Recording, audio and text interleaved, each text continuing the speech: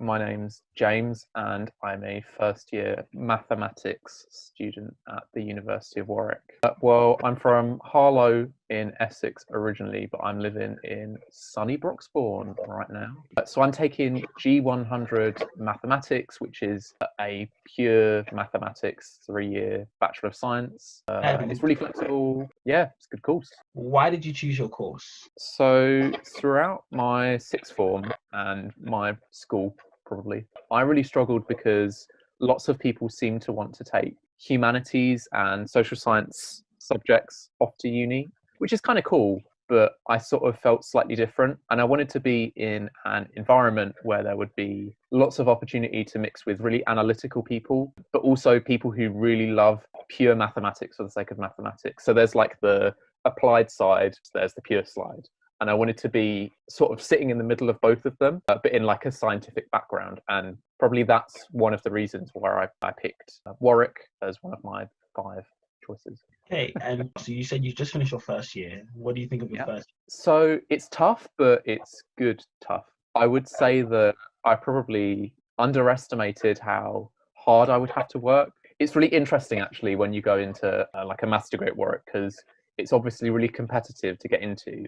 And a lot of the people around me were being told for the first time that they weren't sort of the best at maths in the room. I don't know if that makes sense. Yeah. But it's like a really big learning curve for some people. And luckily for me, I've never really been the best at maths in the room. So it kind of fit my persona. But I would say that going from not struggling with any maths at all you've done at A level to struggling with maths is probably the most difficult part of the course, aside from like deadlines and like extra study stuff, you know. Did you come from a sixth form or college background? So I came from a sixth form background, but it was a very small sixth form. And what did you study for in sixth form? So I did maths, further maths, physics and geography as A-level subjects, and then I did an EPQ on the side, and you also have to take some entrance exams for Warwick. So I took the sixth form extension paper, step 1, 2 and 3. That probably means something to some people, but nothing to others. So with the subjects you took for A-level, did any of them help you with your course? So I was expecting that physics would help me quite a bit, but it turns out that at the end of I wasn't really enjoying physics that much. So the flexibility of the Warwick course meant that I could sort of not have to worry about taking physics modules, which I quite liked. But I think the STEP and the EPQ really prepared me more than anything, probably more than the maths A-level, to be honest. And what do you think the best A-level/subjects are for your course? Well, you have to take maths and further maths to do a maths degree. But other than that, I would say, even though it's not compulsory for most maths courses, doing something like STEP, MAT, or the TIMUA really helps solidify how university maths would work in your head. And studying complex ideas on your own sort of really helps you at uni. It's weird. Yeah, cool. So I'm studying at the University of Warwick, which is near Coventry in the Midlands. Oh, God. I'm going to say, disclaimer, I do quite like Warwick, but there are some big negatives. Such as? I would say probably the biggest one, and the one that frustrates me the most, is older facilities. So Warwick was built in the 60s, which was an amazing time. We loved the 60s. The 60s was a great era, but libraries built in the 60s aren't great, especially in 2020. I'm not a big fan of the Warwick Library, but luckily for me, that didn't matter too much because the maths department has like a separate workroom. It's got separate like desk areas and there's some books there, which meant that I could avoid the library. But I would say that there's also lots of sort of like nooks and crannies around campus. So if you want to sit down and get your head in a book, you could always just go somewhere else. There's tons of cafes. I like working in cafes. I lived in... Oh, no, that's okay. I was just going to say I lived really far away from the uni as well, which was another thing. But at the same time, we also had lots of like facilities in our own little sort of mini campus, which made it feel like you were commuting, which was nice because it sort of cut the day in half. So is there anything else bad about studying at Warwick, or is that pretty much it? I mean, it depends who you ask, really. I always think universities are a really individual choice. I like Warwick because there's loads of science students there, but I guess if you're going to study humanities at Warwick, it's probably quite frustrating because you all get lumped in like the same block, and you might get neglected a bit, which is kind of sad. If we go into like the best things about studying at Warwick. I would say that it's nice to be at a uni where everyone's tried really hard to get onto the maths course. I can't speak for all of the other courses, but it's really difficult to get on. And once you're there, everyone wants to be there, which is really nice. Sometimes when you're doing maths at A level, it's sort of classed as a weird facilitating subject, which is good, but it means that there's a lot of people in your classroom who might not necessarily enjoy maths in the way that you do, in the way that I do, which is quite frustrating. And the way that maths used to be taught at my sixth form meant that we were taught within like a maths class, but also within a maths further class, but they were separate, which meant that I was learning maths really slow, but further maths really fast. At Warwick, everything's fast, which I really like. Yeah. Okay, so if we now go into, obviously you've been there for a year, where did you live for your first year of Warwick? So I lived in halls. I lived in an area of the campus called Westwood campus, and the halls there are Westwood halls. So one big down for me is asbestos, which is kind of, it's not really a down when you think about it, but it means that there's lots of inspections inside your room, which is nice because it forces you to keep your room tidy. But on the other hand, if you don't like people coming in your room like once a month, it's kind of inconvenient. Also, it's a very old block that I was in. The blocks were built in the 50s, which is good because the rooms are big, but the ceilings are also kind of short and it feels like you're in a bit of a box. That's the room anyway. And if you go into the best things about living there? So one of the things I really liked was that we had like a common room downstairs, which I think is really cool because it means you can keep like anything social that you do separate from your kitchen, which is good because when you're living in a block that's really big like Warwick and you've got 20 people sharing a kitchen, the kitchens are messy anyways. If you're hosting like a party in there really late at night and you don't clean up and someone's got to come out in the morning and do breakfast, it's not really sort of fair for them to have to go and use a kitchen that's got loads of drink in it. I don't know. Again, it depends what you like. Everyone always says that Bluebell is really nice accommodation, but I think that's because it's new more than anything. I always think the rooms are quite small with the ensuite in them and it feels kind of stuffy in there. I honestly think Warwick's got quite a good range of accommodation because quite a lot of it's so old. You've got lots of different choices, which is really nice, but also because it was built as a campus, the accommodation is really consistent. So if you go to an older university in a city, the rooms are sometimes like oddly shaped, tall ceilings, small ceilings, heating problems. At Warwick, you don't get that, but you do still get the choice, if that makes sense. Okay. So yeah, I can tell you a bit about the Warwick nightlife. So I would say that the Warwick nightlife is probably split into three sort of separate places. So Warwick as a uni is in the middle of nowhere, and you've got the SU, which is a really good night out when you're in first year because you can walk to it and you can walk back. The SU is what we call our student union. So Warwick SU is Warwick Student Union. They have a few venues. They've got the Dirty Deck, which is kind of like a pub. They do karaoke there. They've got the Copper Rooms, which is kind of like your standard nightclub type thing. And then they've got the Terrace Bar, which is kind of like a student bar that overlooks the main plaza area. And that's like the Warwick nightlife on the Warwick campus. And then when you move away from the campus, you can either go to a town which is nearby called Leamington Spa, or you can go the other direction into Coventry. And I guess you can also go onto Birmingham, but it's quite far and it's quite expensive, so I don't tend to go that far. And what is the club in Warwick? Oh, that's a difficult one. I would say I quite like Casbah, which is in Coventry. Other people have said Smack and Neon, which is in Leamington Spa. There's quite a lot of nightlife. It's kind of cheesy nightlife.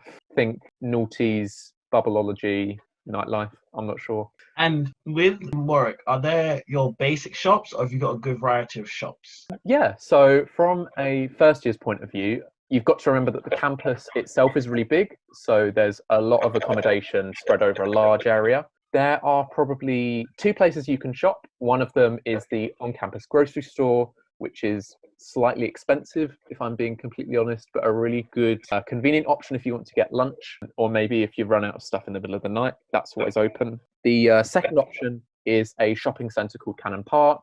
It's got a wide variety of shops. There's an Aldi, there's a Tesco, there's a Wilko, a Boots. There's not a Superdrug. There is a post office. It's a small sort of out of town mall sort of thing. It's quite good.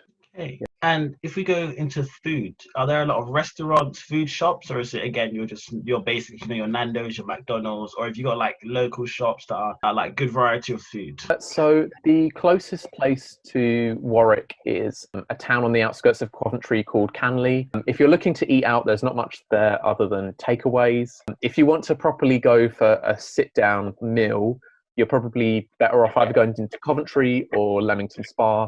In Leamington Spa, there's the Nando's, the Prezzo's, all of the rest of like the standard restaurants.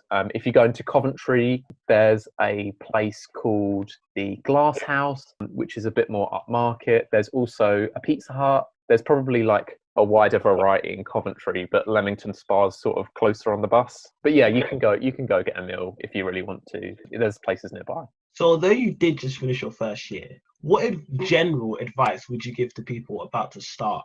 Would you give to students about to start university in general? Don't underestimate the course. That's a boring thing to say. Sometimes it's easy to get wrapped up in the like nightlife of the place, which is good and it's an aspect of it. But if you're going to uni this year, of all years, I don't really think there's going to be much nightlife, although I'm not really sure about what it's going to look like at the end of this year. But try not to get distracted. Think about your course first and foremost, but also make sure you make like good connections and good friends, because these people who you're living with, you're going to be sort of really close and you'll be friends for 3 years, probably, maybe 4 if you do a master's. You'll be living with them, cooking with them.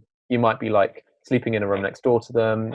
They're good people to get on with. And I guess being positive as well. Always be positive is a good thing. And what advice would you give to students about to study at Warwick? Enjoy it, really. The other way, so I'd say probably. The course is probably going to be a really big demand because all of the courses at Warwick are probably quite time intensive. It's a Russell Group university. But make sure you're joining a few societies, going out with my friends, maybe going for a meal once in a while, and just settle into living, really. It's for most people, it's the first time that you've lived away from parents, and it's really good to be like independent and plan your own day and like see what works for you. So I think that's advice that I'd give. And finally, what advice would you give to students about to study your course? Don't be intimidated. That's a good one. Maths is always going to be a really competitive course, which is good because it means everything happens fast and everyone's competing and there's a great rivalry in the room. But then on the other hand, it can be really intimidating. And when you're sort of sat there as one of the only people in your sixth form to do maths from a really small sixth form, and you've got people around you who've had parents of parents of parents going to like Warwick, Cambridge, Oxford to study maths, it can feel intimidating. But just know that like you've done exactly the same stuff as them. You've done your A levels, you've done your step, you've got your maths and your further maths. You deserve to be there as much as anyone else. And I think this notion of outsiderness is something that's really difficult to get rid of. But once you do, it means you're sort of really powerful and well respected on your course, which is something that you can really sort of enjoy. It feels, once you're in sort of this club, it feels really great to be part of this exclusive course that you're studying, and it can really open doors for you in the future whilst you're having a great time studying something that you inevitably love. Yeah. And in your first year, did you join any societies? Yeah, I joined a few societies. I joined FilmSoc. FilmSoc was a really good society. They showed films every week for £3, which I think is really great value. And I also joined Doctor Who Soc. They had showings once weekly on a Friday of old Doctor Who's, which is something that was really niche to me. There's obviously the standard ones that quite a lot of other people will like to join. We've got like a Quidditch team. There's a Pride Soc. There's like the liberation community. There's political groups. But there's also like really odd stuff. So like the Doctor Who Society. I think we've got a pole dancing society. God, what else? That's fine. Yeah, So there's a lot. There's lots of societies. And can you tell us about your freshers? I can tell you what I remember of my freshers. Yeah, freshers at Warwick is an odd one because it's not called freshers, as I'm sure it's not at most unis. It's called Welcome Week. Lots of the events on campus are really heavily controlled by the student union. That's the Warwick SU. and people arrive on different dates. So I missed a lot of the main parties because my accommodation moving in date was a Sunday instead of a Friday, for example. But I think one thing to remember about freshers is have fun, meet people, and make sure you try things outside of the bubble. Get outside of the Warwick bubble, meaning go to Coventry, go to Warwick Castle, go clubbing in Leamington Spa, even though it's a stereotypically second, third, and fourth year location. Go there. It's a fun thing to do. It's boring if you just sit at the student union every night for a week. Like, get out there, you know? Hey, so you chose to go to university over going right into an apprenticeship / right into work. Why did you make that choice? So for me, it's really simple. I wanted to do maths for a few years because I really love maths, but then I wanted to move into banking and investment, M&A and finance, which is great. It's a great career. I think it's really fast paced like my I'm doing at the moment that I enjoy. But it also means that there's not really that many apprenticeships and a degree apprenticeships to go around. They're all very highly competitive and they're contested not just by people in England, they're contested by people across the EMEA area, which is Europe, Middle East and Africa, all for a job in London. And I just thought that it was not realistic to put all my eggs in that basket before I've even got a degree. Yeah, but for other subjects and for people interested in other things, it obviously does make sense. For example, if you're doing something like a business management degree, I know that there's a plethora of options if you want to do like a business management course coupled with like consultancy in the city. There's really easy ways to get around and do that. And if that's something that you enjoy, definitely go do it. But for me, I think the most realistic option was to have fun and do a degree for a couple of years and then go into the world of work. Yeah.